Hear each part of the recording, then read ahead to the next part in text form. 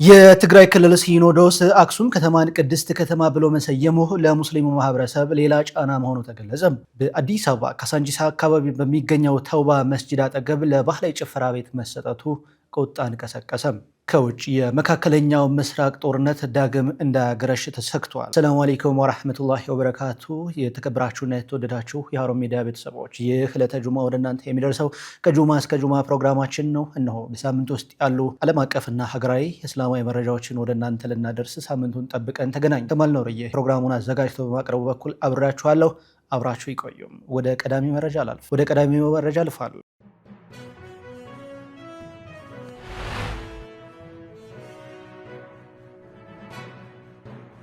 በካሳንቺስ ተውባ መስጂድ አጠገብ ለባህላዊ ጭፈራ ቤት መሰጠቱ በአካባቢው ሙስሊም ማህበረሰብ ዘንድ ቅሬታ ፈጠረ። በአዲስ አበባ ከተማ ቂርቆስ ክፍለ ከተማ ካሳንቺስ አካባቢ የሚገኘው ተውባ መስጂድ አጠገብ ለባህላዊ ጭፈራ ቤት የሚሆን ቦታ መሰጠቱ በአካባቢው ሙስሊም ማህበረሰብ ዘንድና እንዲሁም በክፍለ ከተማው መጅሊስ አመራሮች ዘንድ ከፍተኛ ቅሬታ ማስነሳቱ ተመላክቷል። የቂርቆስ ክፍለ ከተማ መጅሊስ አመራሮች ለሀሩን ሚዲያ እንደገለጹት የአምልኮ ስፍራ በሆነው የመስጂድ አጥር ስር እንዲህ አይነት ከሃይማኖት እሴት ጋር የማይጣጣም ተግባር መፈቀዱ በእጅጉ አሳዝኖናል ብለዋል። እንደ አመራሮቹ ማብራሪያም ከዚህ ቀደም በመስጂዱና በተቋሙ መካከል የ10 ሜትር ያህል ርቀት የነበረ ቢሆንም አሁን ላይ ግን ዮድ አቢሲኒያ የተባለው የባህላዊ ጭፈራ ቤት ቦታው ተፈቅዶልኛል በማለት የመስጂዱ አጥር ጥግ ድረስ አጥሩን ለማስፋፋት እየሰራ መሆኑን ገልጸዋል። ይህ አሳሳቢ ጉዳይን አስመልክቶ ከቂርቆስ ክፍለ ከተማ የመሬት አስተዳደር እና ሌሎች ከፍተኛ አመራሮች ጋር ውይይት ማድረጋቸውን የገለጹት የክፍለ ከተማው መጅሊስ አመራሮች በክፍለ ከተማው የስራ ኃላፊዎች የተፈጸመው ተግባር አግባብ አይደለም፣ በአካባቢ ደረጃ ገምግመን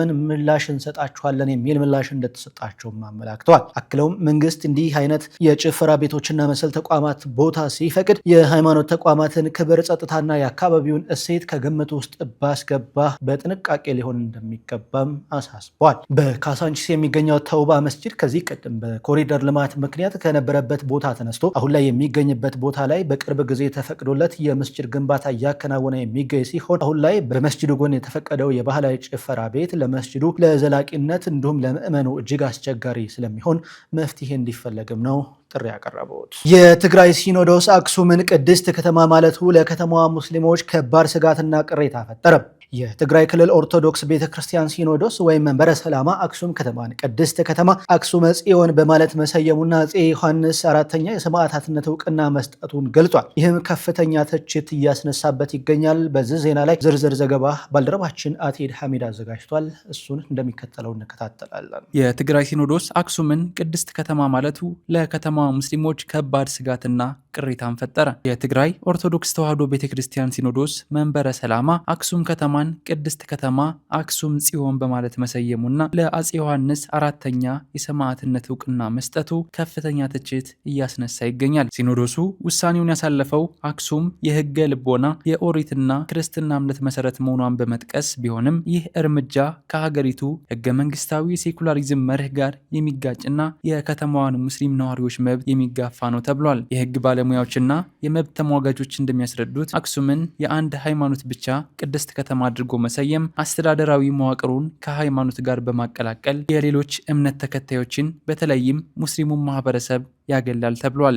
ይህ አይነቱ ውሳኔ የከተማዋ ሙስሊሞች የመስጊድ ግንባታ፣ የመቃብር ቦታና ሂጃብን የመሰሉ ሃይማኖታዊ መብቶቻቸውን ይበልጥ እንዲገደቡ ከማድረጉም በላይ ለዘመናት በከተማዋ የኖረውን ማህበረሰብ እንደ ሁለተኛ ዜጋ እንዲታይ የሚያደርግ ስጋትን ደቅኗል። በሌላ በኩል ሲኖዶሱ ለአፄ ዮሐንስ አራተኛ የሰጠው የሰማዕትነት እውቅና የታሪክ ምሁራንንና ሙስሊሙን ማህበረሰብ በእጅጉ አስቆጥቷል። አፄ ዮሐንስ በኢትዮጵያ ታሪክ ሙስሊሞችን ተጠመቁ፣ ካልሆነ ሀገር ለቃችሁ ውጡ በማለት ያስገደዱ የእስልምና መጽሐፍትን ያቃጠሉና አሻፈረኝ ያሉትን ያስጨፈጨፉ መሪ መሆናቸውን ታሪክ ይመሰክራል። ይህ ጥቁር የታሪክ ጠባሳ ያለ መሪውን በሰማዕትነት ማወደስ በወቅቱ የተፈጸመውን ግፍ እንደ መደገፍ የሚቆጠርና በሙስሊሙ ማህበረሰብ ላይ የተፈጸመውን ታሪካዊ በደል የሚዘነጋ አድራጎት መሆኑ ተገልጿል። በተጨማሪም ባለፈው ሚያዝያ 2 ቀን 2018 ዓመተ ልደት በአክሱም ሹክ መስጂድ ውስጥ ዱዓ ላይ በነበሩ ሙስሊሞች ላይ የደረሰውን ጥቃት አስመልክቶ ሲኖዶሱ የሰጠው ማብራሪያ ሌላው አነጋጋሪ ነጥብ ሆኗል። በተጨባጭ ሼህ መሐመድ አወልን ጨምሮ በርካታ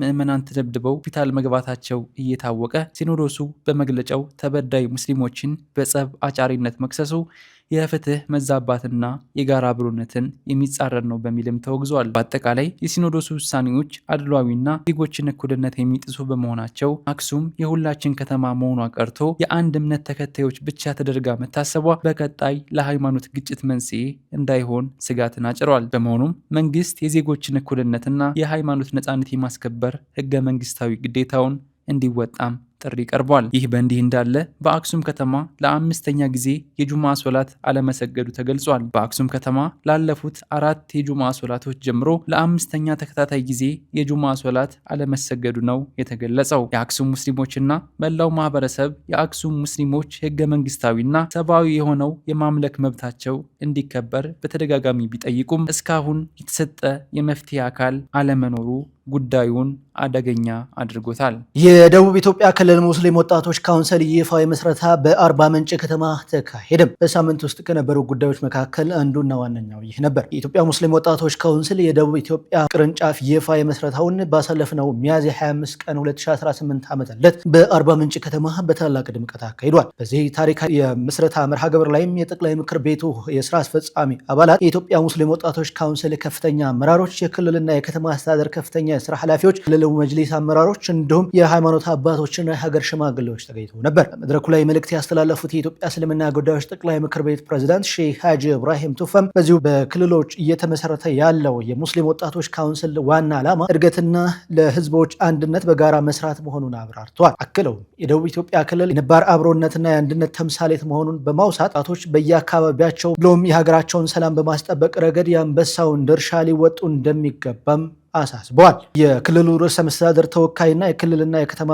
መሰረተ ልማት ቢሮ ኃላፊ አቶ ብርሃኑ ዘውዴ በበኩላቸው ባደረጉት ንግግር በክልሉ ሰላምና የመቻቻል መገለጫ መሆኑን አንስተው መንግስት ክልሉን የልማት ምሳሌ ለማድረግ በስፋት እየሰራ መሆኑን ጠቁመዋል። የአርባ ምንጭ ከተማ ከንቲባ ዶክተር መስፍን መንዛ በበኩላቸው እስልምና በሀገረ መንግስትና በትውልድ ስብዕና ግንባታ ላይ የማይተካ ጉልህ አስተዋጽኦ እንዳለው በመድረኩ አብራርተዋል። በተመሳሳይ የደቡብ ኢትዮጵያ ክልል እስልምና ጉዳዮች ከፍተኛ ምክር ቤት ፕሬዝዳንት ሀጂ ያሲን ከድር የካውንስሉ መመስረት ለአካባቢው ሙስሊም ወጣቶች መነቃቃት ብቻ ሳይሆን ለጠቅላላው የክልሉ ሁለንተናዊ ለውጥ ከፍተኛ ድርሻ እንደሚኖረው ገልጸዋል። በመድረኩ የተገኙት የኢትዮጵያ ሙስሊም ወጣቶች ካውንስል ፕሬዝዳንት ኡስታዝ ሃይደር ከድር በበኩላቸው ወጣቶች አንድነታቸውን ጠብቀው ሀገራቸውን በማገልገል ንቁ ተሳታፊ እንደሆኑ እንዲሁም የሙስሊሙን ማህበረሰብ ችግሮች ለመቅረፍ ረገድ የመሪነት አቅማቸውን እንዳጎለብቱም ያደራ መልእክታቸውን አስተላልፈዋል። የወጣት ካውንስሉ ዋና ጸሐፊ ኢንጂነር አረብ ከማል በበኩላቸው የካውንስሉ ቀጣይ ክንውኖች በዝርዝር አቅርበዋል። የምስረታ መድረኩ ማጠቃለያ ላይም በቀጣይ የደቡብ ክልል ሙስሊም ወጣቶች ካውንስል የቦርድ